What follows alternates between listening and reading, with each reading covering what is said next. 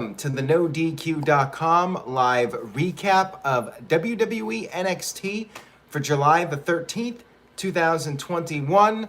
Thank you to everybody watching this, whether it's live or on demand. I really appreciate your viewership and support. As always, let's get down to it.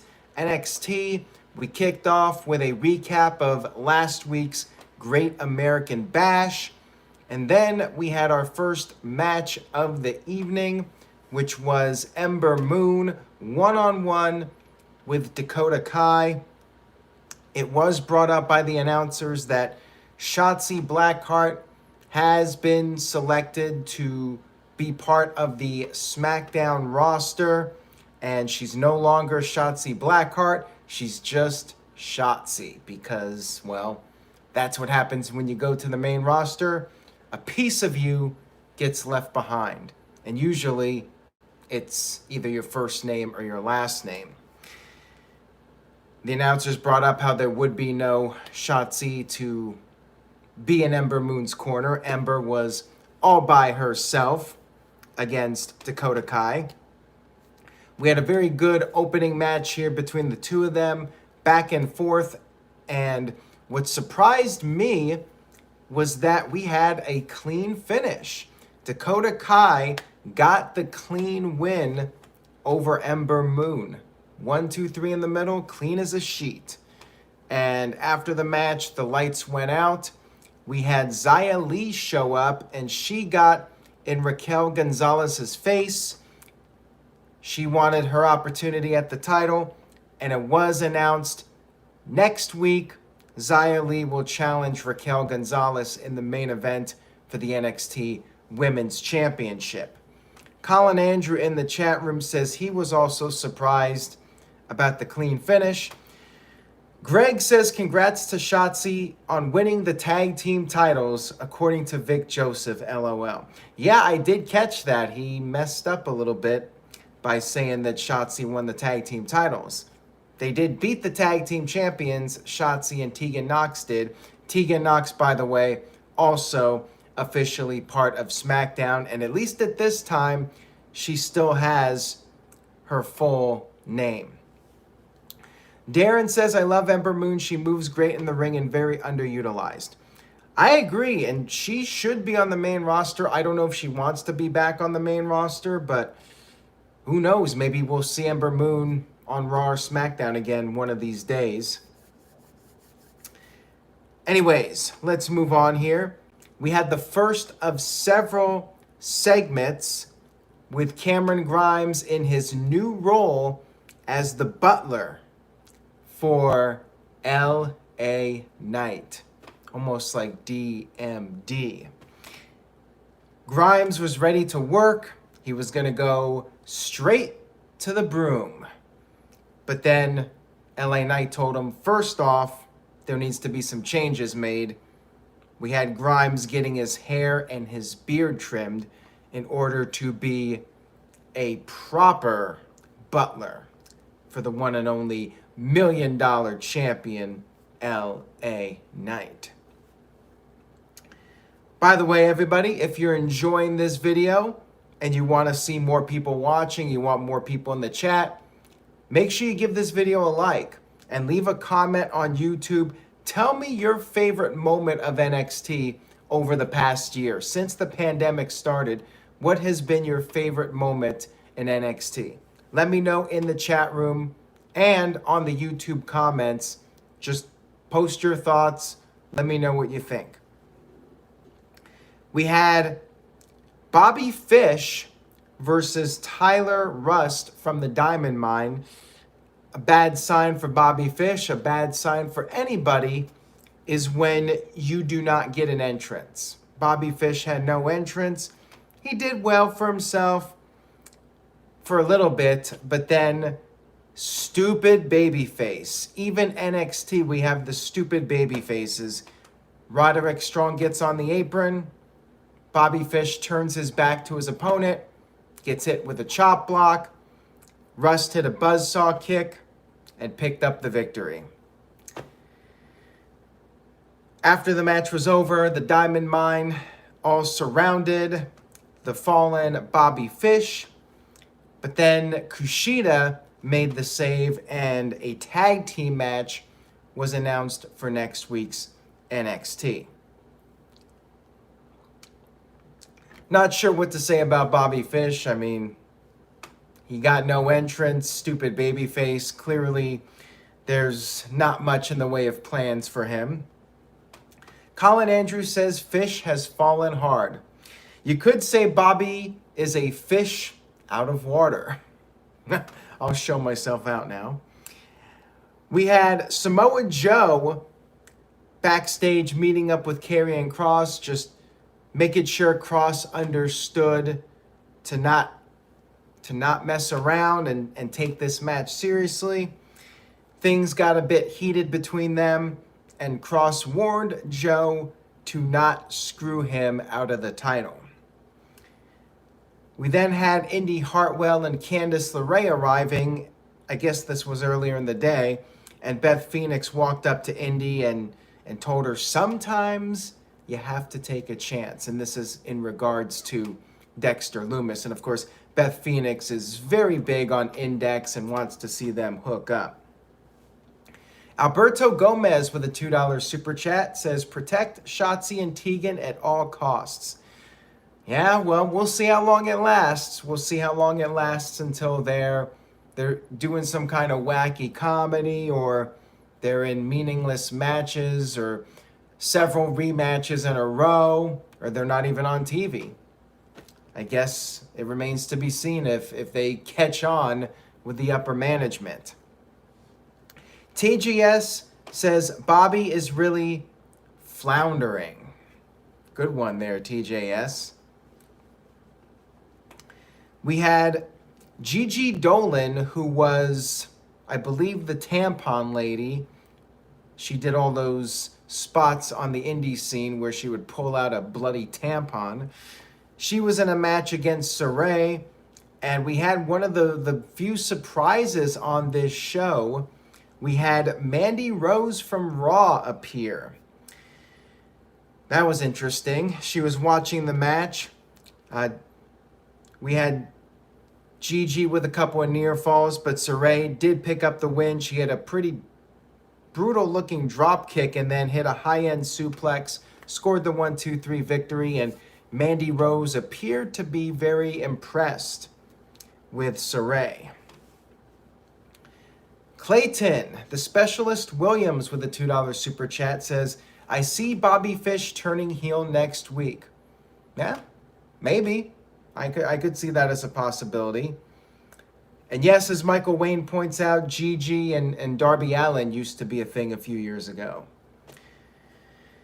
Kurapika07 says, Mandy Rose back on NXT, it seems.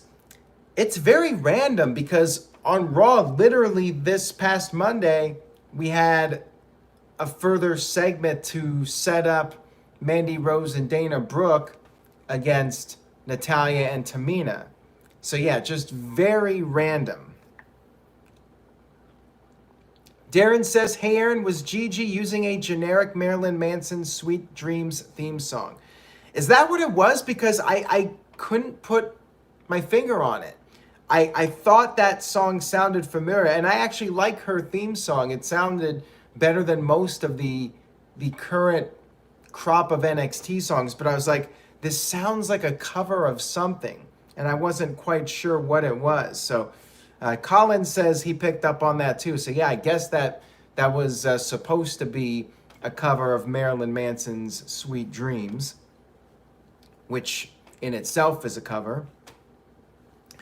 We had Santos Escobar cutting a promo for his match with Dexter Lumis, saying, Dexter is a loser in love and in the ring. We had this match. We had interference from Legado del Fantasma. Didn't really work out at first. And Lumis actually went under the ring and they couldn't find him. And then he popped out from under the ring and scared the three guys. They were all terrified of him. And for a while, Santos got the upper hand, but then Dexter managed to regain the upper hand, But then the numbers game finally caught up with him. Mendoza saved Santos from getting defeated. And then Wild drove Loomis into the ring post. And then back in the ring, Santos hit the Phantom Driver and picked up the win over Dexter Loomis. Some would say an upset, but it did take 3 guys to beat Dexter. And then after the match, we had a little confrontation between Legado del Fantasma and Hit Row. Guess we're going to see a 6-man tag team match at some point with those guys. And then during the break, they showed the footage after the commercial. Indy Hartwell tried to carry Dexter Loomis to the back just like he would carry her to the back. But Dexter is a large man, very heavy. As she fell to the ground, she felt bad, and then she leaned in for a kiss. And that's when Candice LeRae shoved Indy off of Dexter and sent her to the back. So we're still getting that slow burn. When are we finally going to get the big index kiss? Maybe if we get TakeOver with a full crowd, not at Performance Center, the CWC, but actually in an arena full of fans, maybe we'll get that big index kiss that we've all been waiting for. We had Kyle O'Reilly in a sit-down interview, and he said, in regards to his loss last week, he said, losing is a part of life. And he knows he can beat Adam Cole. And not only that, but he knows he is the guy that can finish Adam Cole. We had another segment with Cameron Grimes being the butler. He was going to mow LA Knight's lawn with this huge lawnmower, but LA Knight wanted him to do the dirty work and actually have to work a long time. So LA Knight gave him this tiny lawnmower that Grimy had to use to mow the lawn. And it was a huge lawn too. We then had one of these NXT breakout matches. This was actually the first one. We had Duke Hudson, who some of you might remember as Brendan Vink. He did a couple of matches on Raw last year during the early weeks of the pandemic.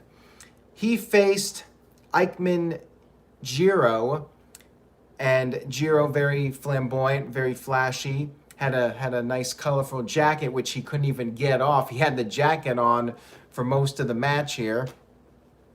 He had a couple big moves, springboard moonsault to the outside, but Hudson then back in the ring caught him with a boss man slam and picked up the 1-2-3 victory. So Brendan Vink, Duke Hudson, whatever they're calling him now, scores the victory over a very game Eichmann Jiro.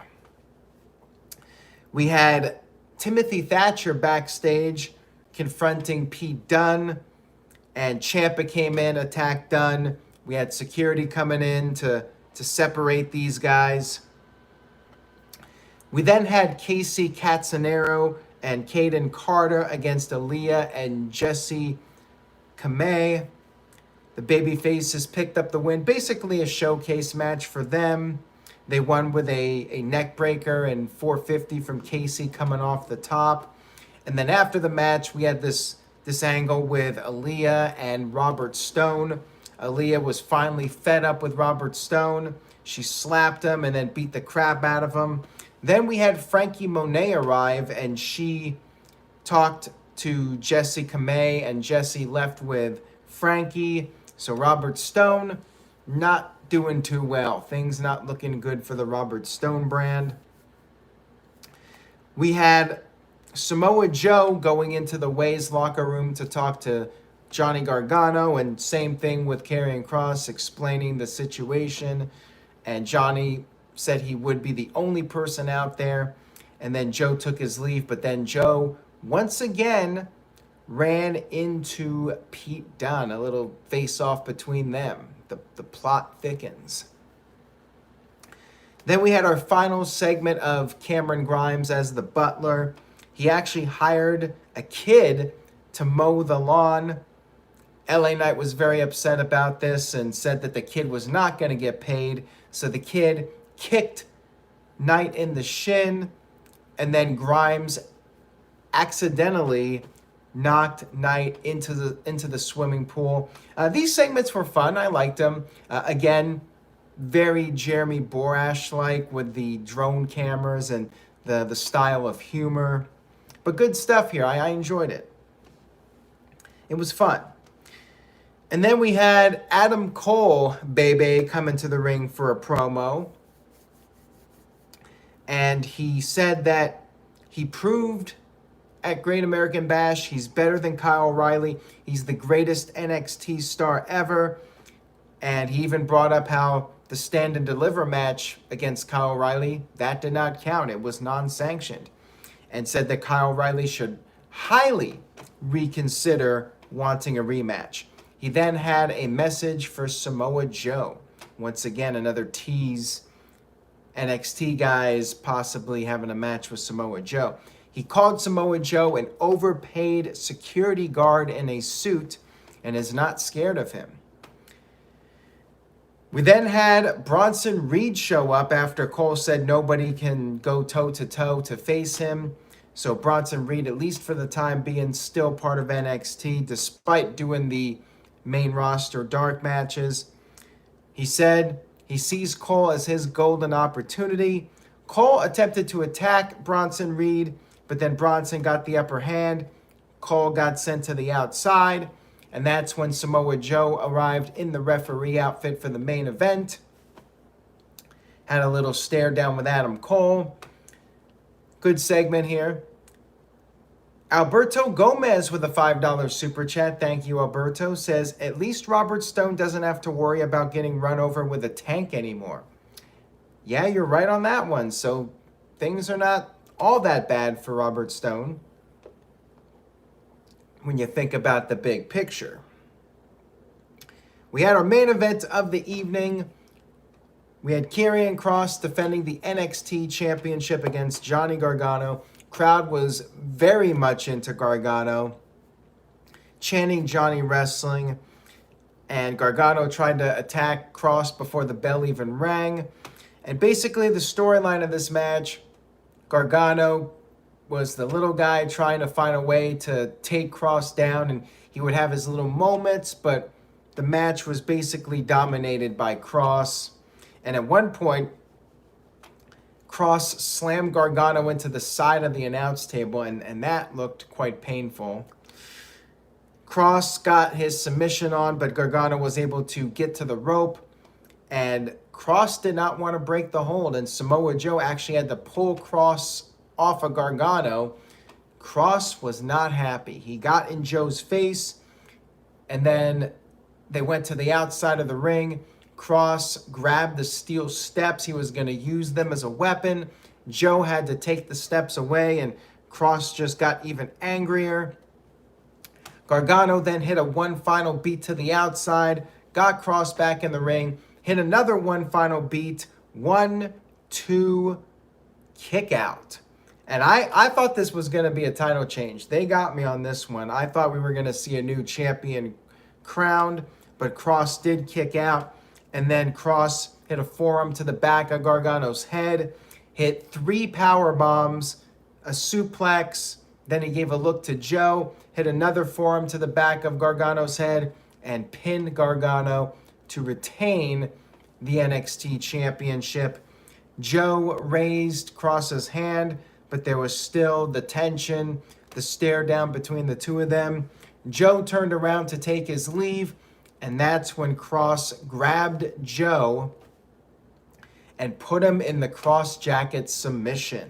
And we had our big ending to the show with Joe being choked out by the NXT World Champion Karrion Kross. And Colin Andrews says, I think we have our next NXT TakeOver main event. You may be right on that one. I mean, this has to be leading to Samoa Joe wrestling. There's just been too many teases. We've seen several Pete Dunne teases, several Adam Cole teases, and then Kross chokes out Joe and is still the champion. The game is on 100 with a $5 super chat. Thank you for that. I appreciate it. Says, I knew Kross was winning due to the report about the draft being in October. You're right about that. Kross keeping the title until after the draft. Joe got what he deserved from Kross. Interesting comment there from the Game Is On 100. But yeah, it looks like the draft is going to be in October, which I thought it was going to be in October all along, but there was a report that it was going to happen sooner. And it doesn't really matter because Kross could show up on the main roster at any time. I mean, look at Shotzi Blackheart just appearing on the main roster. Tegan Nox right after returning to NXT. Kross could be called up at any time, and he could theoretically still be the champion when he gets called up. But yeah, he could keep the title now until TakeOver, and then maybe lose it to Samoa Joe. Maybe lose it to somebody else. There's still a little bit of time. We'll see what happens. But they got to be doing Joe in a match now. After that, I mean, that's what people want to see. And really, Samoa Joe's the only guy that I think people would believe could beat Kross out of all the guys they have in NXT right now. That seems to be the money match. And Alberto Gomez with a $5 super chat. Thank you, Alberto. I appreciate it. Says, there's the start of the feud. I believe Joe was cleared. If not, he wouldn't have taken the Kross jacket. Joe was taking the title off Kross, I think. Well, I would presume that Joe is going to be able to wrestle, but the Kross jacket submission is not actually taking a bump. And Zach Smith just pointed that out. Joe was very carefully brought down to the mat if you watch the end of that. And Joe did not actually take a back bump or anything. He was put in a submission hold, which is, you know, a very minimal amount of physicality. But yeah, one would think that Kross and Joe is going to happen at some point. Like, they can't just do that and then not deliver on a Samoa Joe match. And Colin Andrews says maybe if Walter jumped, there would be somebody credible to face Kross. Yeah, I still think that's a possibility to bring in Walter if Joe is not cleared to face him. But yeah, like, to do all these teases with Pete Dunne and Adam Cole, like, if Joe's not cleared at this time, then they definitely have to believe that there's a very good chance of him being cleared. Otherwise, you know, you're really teasing fans, and you're not going to deliver on those teases because people want to see it now. People want to see Samoa Joe versus Pete Dunne. They want to see Samoa Joe versus Adam Cole. They want to see Samoa Joe versus Karrion Kross. And, you know, the little teases they did the first week, you know, that's fun. You know, maybe if Joe's wrestling. But this week, the teases were so heavy, like, it's got to be happening, right? Anyways, guys, what do you think of NXT? It was a fine show. I mean, not a top tier NXT for me, but it was pretty good overall. Main event was fun. I definitely recommend checking out the main event of the show. I would probably give it a B-.